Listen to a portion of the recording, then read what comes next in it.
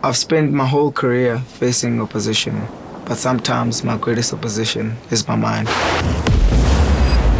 A fair amount of success in the sports field comes from physical power, from brawn. But when our backs are to the wall, when that key moment arises, it's the ability to really dig deep. And that doesn't mean posturing mental strength. That means tapping into our realness, our humanness, our vulnerability.